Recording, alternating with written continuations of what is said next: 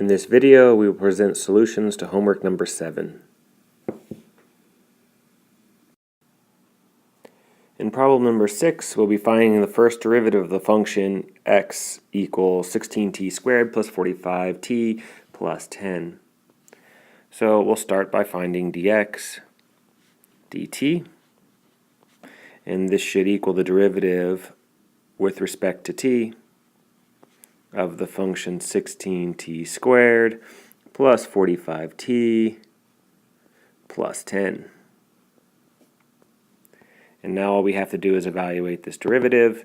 Notice it is a sum of functions, 16t squared, 45t, and 10, so we can take the derivative of each of them individually, and we'll end up with 32t plus 45 plus 0, which equals 32t plus 45. Notice that the derivative of 16t squared is 32t, the derivative of 45t is 45, and the derivative of 10 is 0.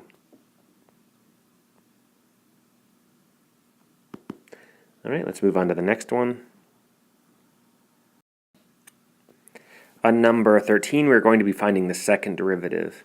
That means we're going to have to find the first derivative and then take the derivative of that new function. Before getting into taking the derivative, I would like to rewrite this as y equals x to the 1/2, so I can use the power rule. And then we'll go ahead and find the first derivative. So y prime, to use this notation, equals 1/2 x to the 1/2 minus 1, which is 1/2 x to the minus 1/2.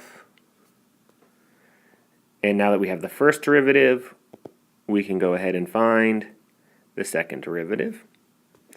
So notated y double prime is going to equal 1/2 times minus 1/2 x to the minus 1/2 minus 1, which equals minus 1/4 x to the minus 3/2. And we have our second derivative. Okay, now we can move on to the next one. In number 22, we're going to be computing the derivative of this function given here, and then once we've computed that derivative, plugging in 0 to the derivative function. So to get started, just to make things a little bit easier for me, I'm going to rewrite the derivative, or the function itself, as t squared plus t plus 1 to the minus 1. And then we'll still evaluate that at t equals 0. The reason I want to do this is because it's easier to take the derivative of 1 over t plus 1 if you recognize it as a power. And now we're going to use the fact that we have the sum of two functions. We'll take the derivative of the first and the derivative of the second. To take the derivative of the second, we're going to have to use the generalized power rule. This gives us 2t minus t plus 1 to the minus 2 times 1, and we still need to evaluate this at t equals 0. What I want to point out here is that using the general power rule, we bring down the negative 1, we subtract 1 from the power, and we still have to take the derivative of the inside, which happens to be 1 this time. And we can rewrite this a little bit neater before plugging in the t equals 0, and we get 2t minus 1 over t plus 1 squared, and we would like to evaluate this at t equals 0. And now all we have to do is plug in t equals 0 to the function, and we get 2 times 0 minus 1 over 0 plus 1 squared, which equals minus 1. And this finishes the problem. Let's go ahead and take a look at the next one, number 27, and here we'll also be computing the following.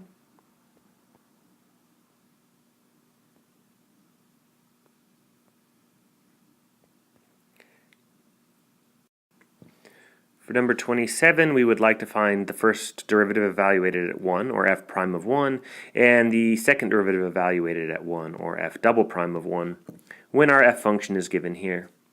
So the first thing I'm going to do is find f prime and f double prime, and then I will evaluate them at the value 1.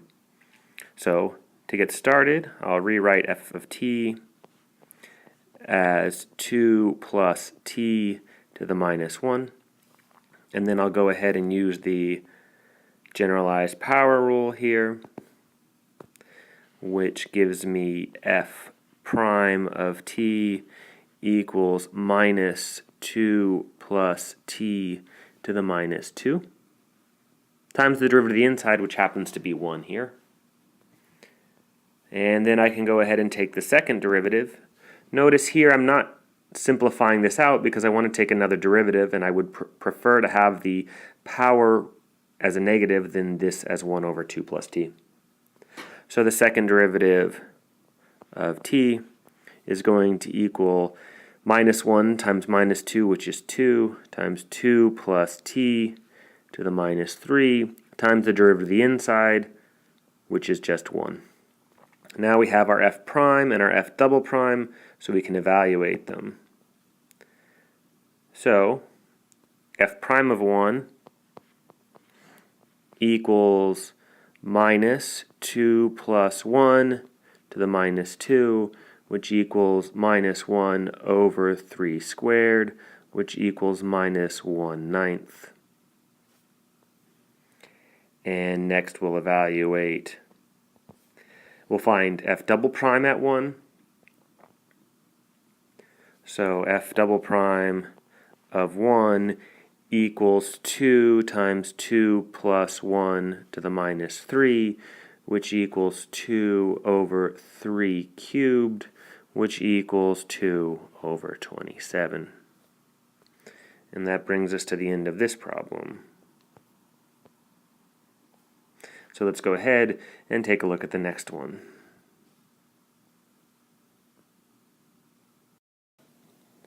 We now move to section 1.8, and in this problem we want to find some information about f of x.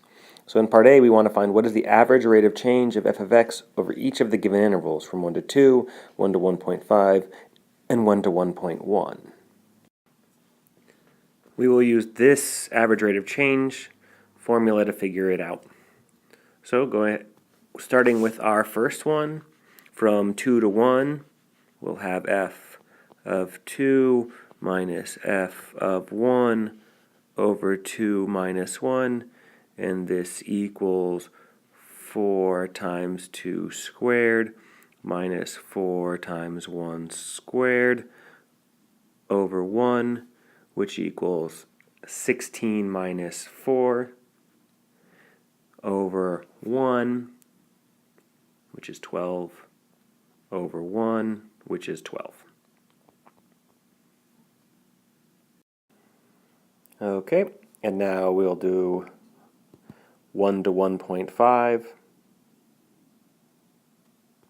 which is f of 1.5 minus f of 1 all over 1.5 minus 1, which equals 4 times 1.5 squared minus 4 times 1 squared all over 1, or all over 0.5, which equals 4 times 3/2 squared minus 4 over 1/2.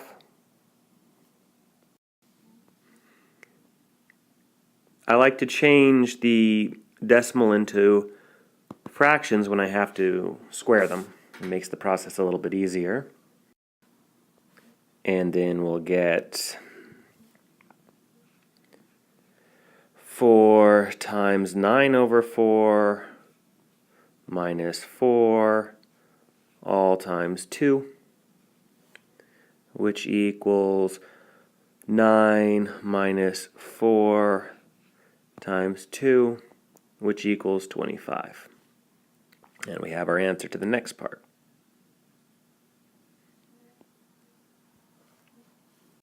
And finally, we have our last piece to do.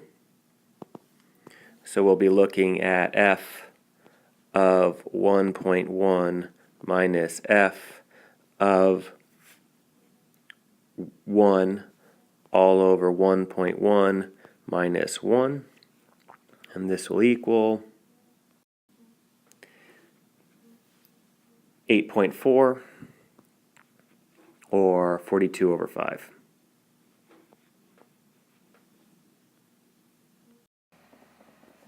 So we've answered part A, and now it's time to answer part B. If we're looking for the instantaneous rate of change at 1, what we're looking for is f prime of 1. So all we need to do is figure this out.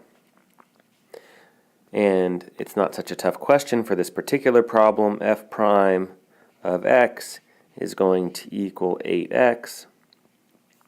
So f prime of 1 equals 8, and that'll be our instantaneous rate of change. All right, let's move on to the next one. In problem 5, we're going to be answering some questions using this graph, and this is the percent yield on a 3-month T-bill from 1980 to 1992, and that's the percentage yield. So what we're looking for is the average rate of change in the yield from January 1st, 1981 to January 1st, 1985. So if we look at this graph here, 1981 corresponds to an output of this value, and 1985 corresponds to an output of this value. Now we're looking for the average rate of change, so what we're looking for is f of 5 minus f of 1 all over 5 minus 1. And this is because if the input of 5 relates to 1985 and the input of 1 relates to 1981, because this is the bill, the marks here are for the years after 1980. Alright, so all we need to do is figure out what this is, and it might help if we zoom in on our graph a little bit to find out what f of 5 is and what f of 1 is. So looking here, f of 1 should be given by the input value here in the function. So that will be 10, 11, 12, 13, 14. So f of 1 should equal 14. And similarly, we can figure out what f of 5 is. Coming along to 5 here and plugging into the function, we get f of 5 should equal 5, 6, 7. So we have f of 5 and we have f of 1, and we can now go back and compute what we need. Okay. So f of 5 minus f of 1 should equal 7 minus 14 over 5 minus 1, which is minus 7 over 4. And we have the answer to our first question.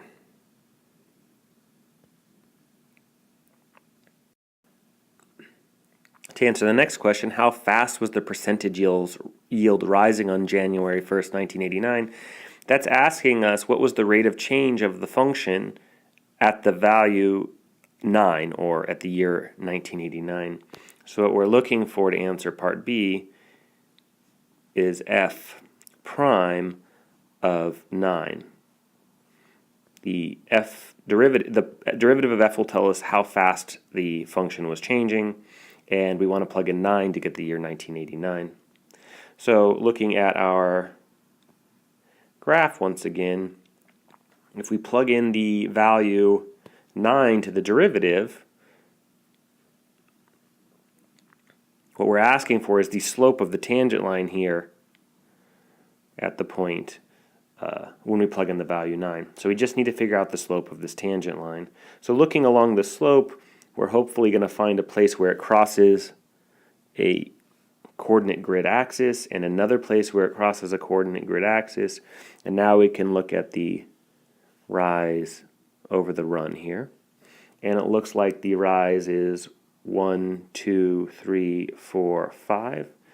So we should have the slope equals 5 over, and now counting the run, we have 1, 2, 3, 4, 5, 6. So the slope of the tangent line is 5/6. Now we can go ahead and record that up here.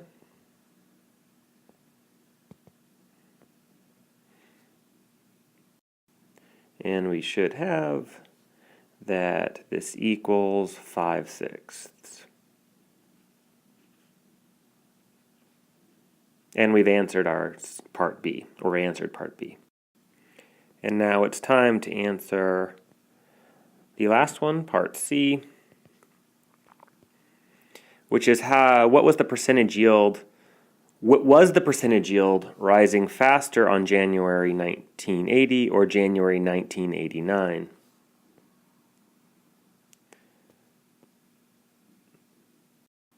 So what we're looking at is the slopes of the tangent line at 1980 and at 1989.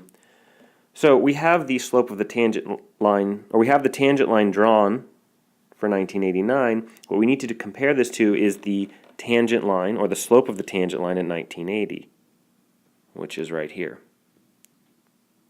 That's because this is the rate the percentage yield was increasing at 1980, and this is the rate that the percentage yield was rising in 1989. More specifically, the slope of this line is the rate the percentage yield was rising, and the slope of this line is the rate the percentage yield was rising at this year. And as you can see, this line is much steeper than this line, so the percentage yield was rising faster in 1980. So we can answer our part C with 1980.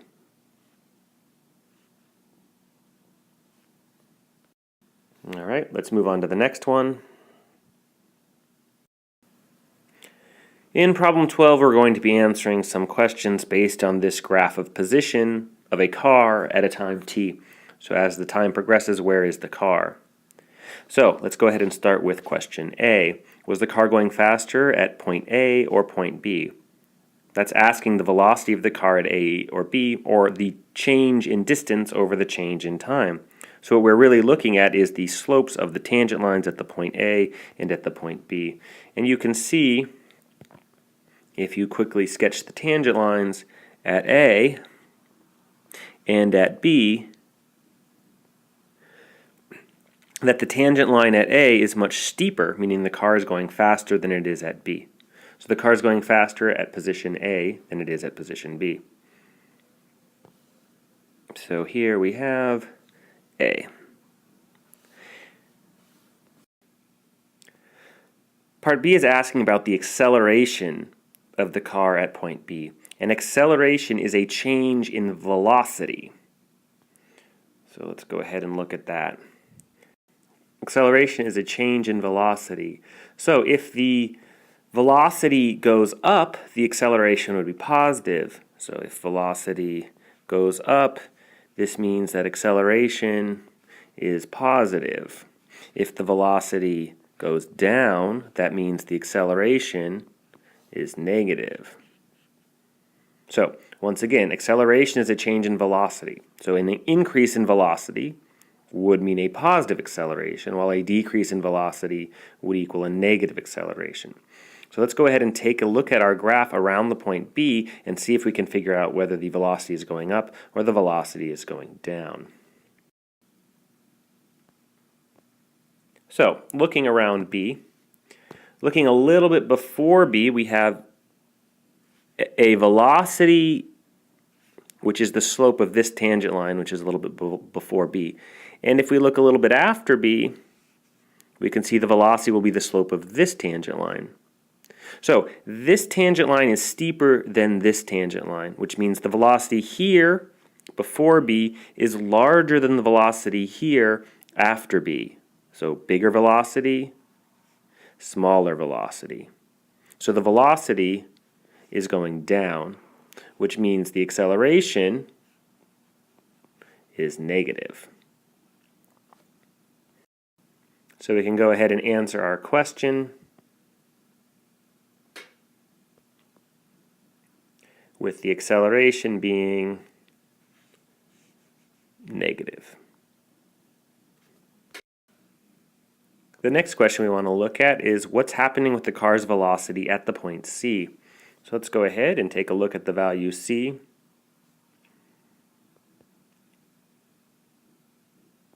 And we can see that if we want to know the velocity at the point C, it's simply a matter of analyzing this tangent line.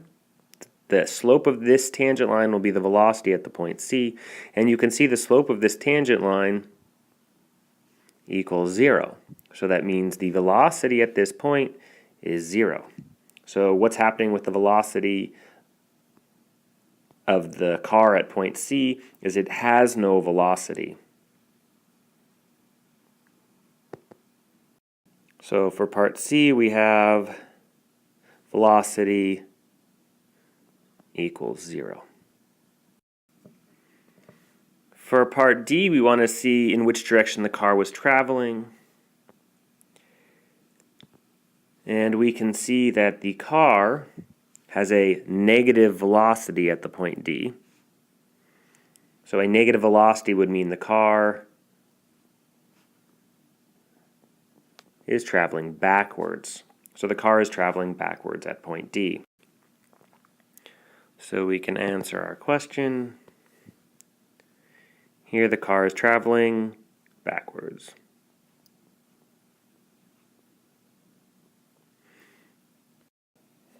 All right, let's go ahead and see what happens at point E.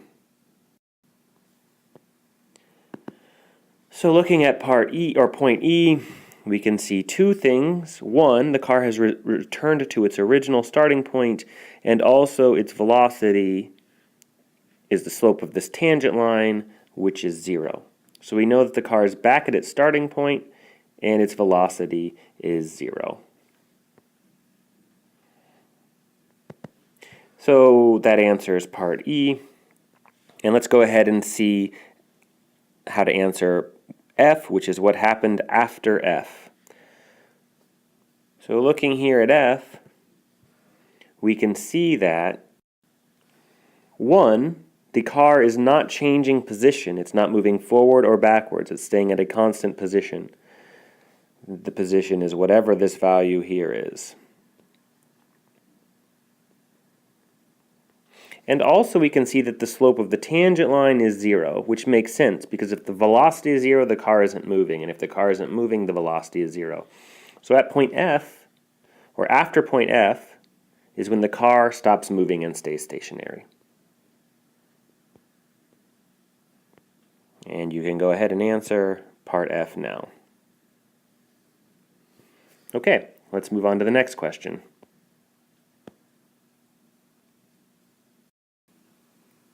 For problem 13, we're going to be using this distance formula for a rocket fired into the air to answer several questions.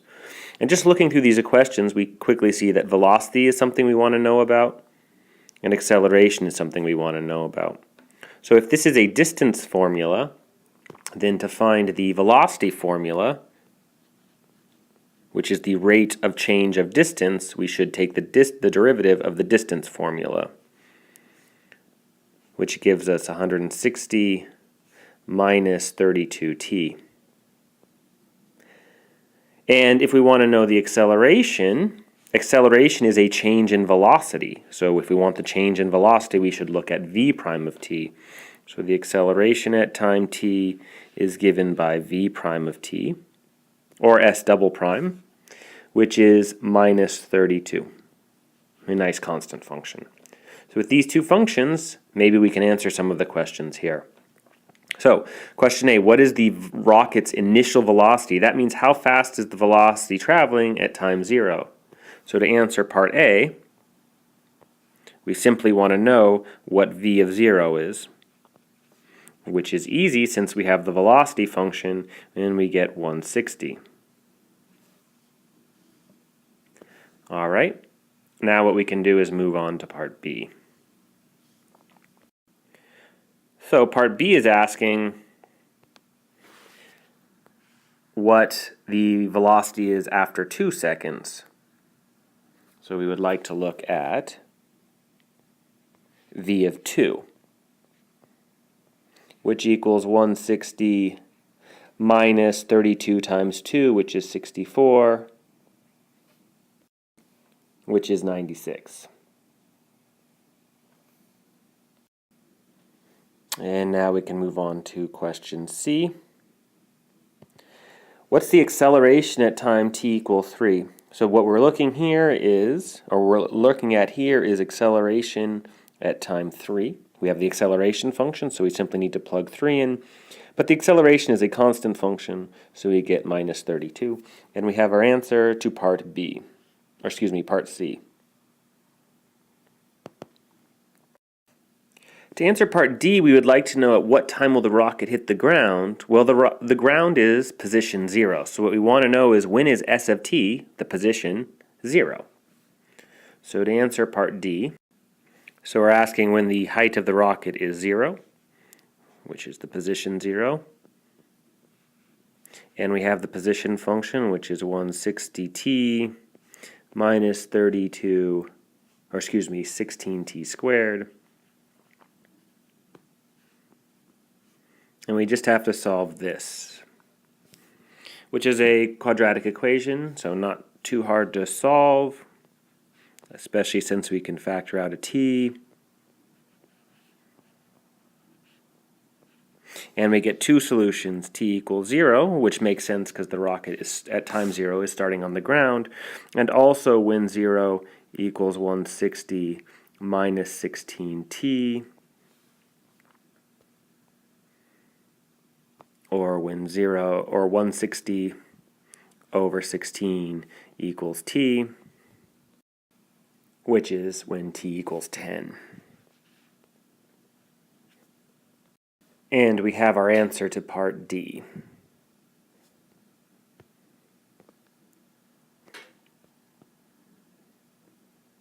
Okay, so let's go ahead and take a look at the next one, question E. At what velocity will the rocket be traveling just as it smashes into the ground? So we know when the rocket hits the ground. It's given here. The rocket should hit the ground when t equals 10, because we figured that out in part D. So we want to know the velocity of the rocket when it hits the ground. So we want to know v of 10. And we can simply plug that into our velocity function.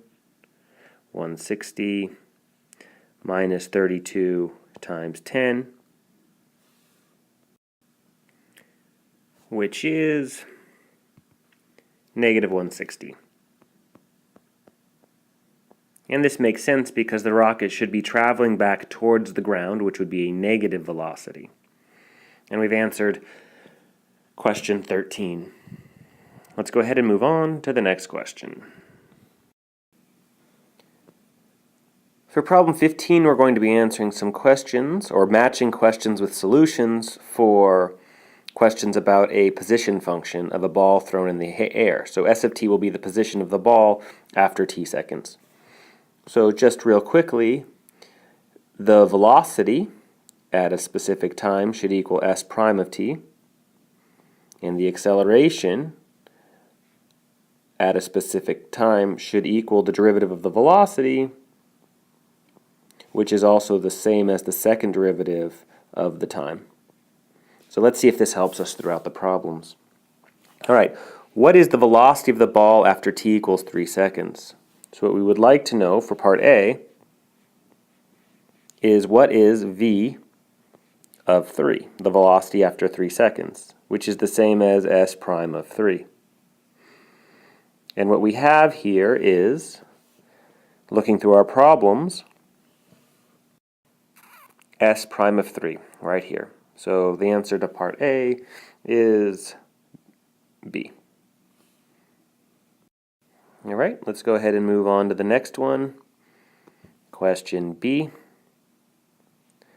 When is the velocity 3 feet per second? So we would like to know when does the velocity equal 3 seconds? Or when does s prime of t equal 3 seconds? So what we'll need to do is solve this for t. And once we do that, we'll have the answer. So looking through here, we can see that D says set s prime of t equal to 3 and solve for t, which is exactly what we need to do here.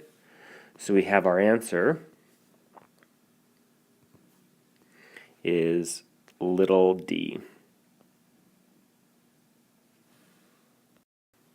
And we can move on to the next one.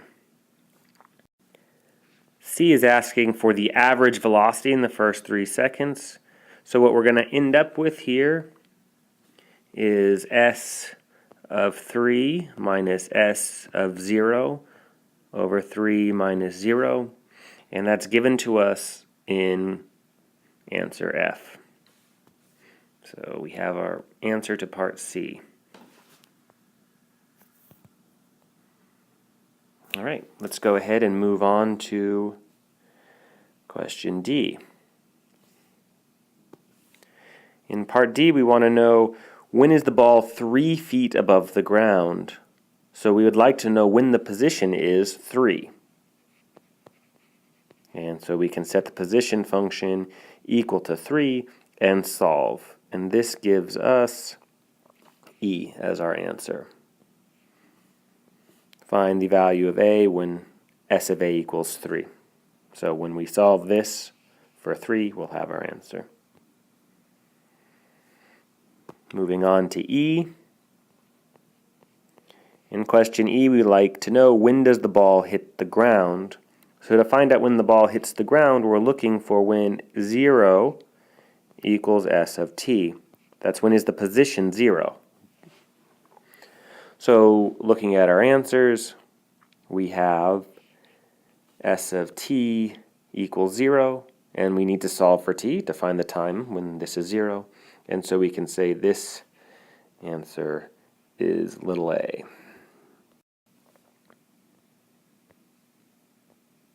Okay, and now we need to move on to question F, which is asking how high is the ball after 3 seconds. So we're looking for the position after 3 seconds, which is S of 3. And this gives us C as our answer. All right. And now we're moving on to the final part, G, which is where we're asked how far did the ball travel during the first 3 seconds. So if we know where the ball is after 3 seconds, and we subtract where the ball was after 0 seconds, we'll have where the ball is, how far the ball has traveled after 3 seconds. And this means our solution is little g. And that brings us to the end of this problem. And we're ready to move on to the last one. In problem 18, we're going to be trying to match the descriptions here of the car traveling with the graph that matches the car. These are the graphs of the position functions, and we need to see which position function graphs match which of these descriptions. So looking at part A, the car travels at a steady speed. This means that the velocity function should be constant, or that the speed function should be a straight line, which gives us 3 good options here, here, and here. So this is a steady increasing speed, this is a steady decreasing speed, and this is a steady speed of 0. So we have 3 good choices. Let's see if any of the other options here eliminate one of these for us. Part B says the car, or question B says the car is stopped, which means that the car is not moving forward or backwards, which means this is the only option for that. Here the car is moving forwards, and here the car is moving forwards. Here the car is moving backwards, and here the car is moving forwards. So we have to have B for this one, which means that for A, the car is traveling at a steady speed. We either have this one or this one. Okay, let's go on to part C. The car is backing up. This means the car is moving backwards. And there's only one graph which indicates the car is moving backwards. As t progresses, the position goes closer to its initial starting point. So this one has to be C. And then by process of elimination, this one has to be A. Because once again, the car is traveling at a steady speed, gave us these three options, and these two were eliminated. Here it says the car is accelerating. So if the car is accelerating, that means its velocity is getting faster and faster and faster, which means the slopes of the tangent lines of the curve are getting steeper and steeper. Looking at this graph here, we can see that the velocities, the slopes of these tangent lines, are getting steeper and steeper. So the velocity is increasing, which means the car is accelerating. So that means we have D here. And finally, we don't have a choice left. We have E for this one. And this brings us to the end of this homework.